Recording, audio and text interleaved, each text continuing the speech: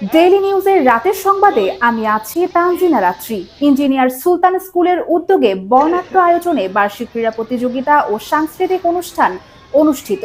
আকসুদ আলীর প্রতিবেদনে মেহেদী হাসানের ক্যামেরায় দেখুন বিস্তারিত। গাজীপুরের কালিয়াকৈর উপজেলায় ইঞ্জিনিয়ার সুলতান স্কুলের উদ্যোগে আনন্দঘন পরিবেশে অনুষ্ঠিত হয়েছে বার্ষিক ক্রীড়া প্রতিযোগিতা ও সাংস্কৃতিক অনুষ্ঠান। বিদ্যালয়ের বর্ষপূর্তি উপলক্ষে চান্দোরা উত্তরপাড়া খেলার মাঠে দিনব্যাপী এই অনুষ্ঠানের আয়োজন করা হয়। অনুষ্ঠানে সভাপতিত্ব করেন ইঞ্জিনিয়ার সুলতান স্কুলের ম্যানেজিং ডিরেক্টর জনাব মোহাম্মদ ইঞ্জিনিয়ার সুলতান হোসেন। অনুষ্ঠানটি সঞ্চালনা করেন বিদ্যালয়ের সহকারী শিক্ষিকা মোসাম্মদ শিরিন আক্তার। প্রধান অতিথি হিসেবে বক্তব্য রাখেন কালিয়াকৈর পৌরসভার সাবেক মেয়র ও গাজীপুর ১ আসনের ধানের শীষের মনোনীত প্রার্থী জনাব মোহাম্মদ মুজিবুর রহমান। বিশেষ অতিথি হিসেবে উপস্থিত ছিলেন কালিয়াকৈর পৌরসভার ৭ নং ওয়ার্ডের প্যানেল মেয়র জনাব মোহাম্মদ শামসুল আলম সরকার।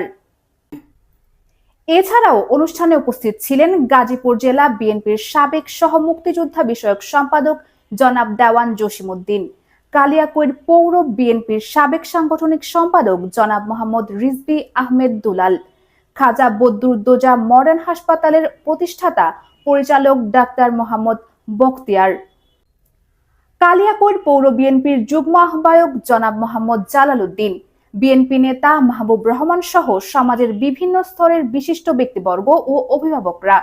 অনুষ্ঠানে বিদ্যালয়ের শিক্ষার্থীরা ক্রীড়া প্রতিযোগিতায় অংশগ্রহণের পাশাপাশি নৃত্য, নাটক ও বিভিন্ন ধরনের সাংস্কৃতিক পরিবেশনা উপস্থাপন করে দর্শকদের মুগ্ধ করে।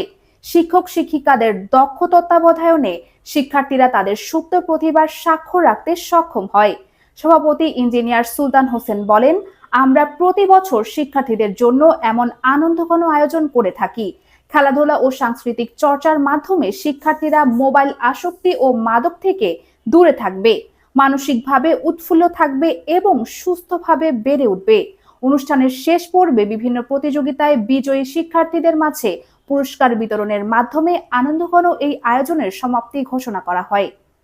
Daily news, Dhaka.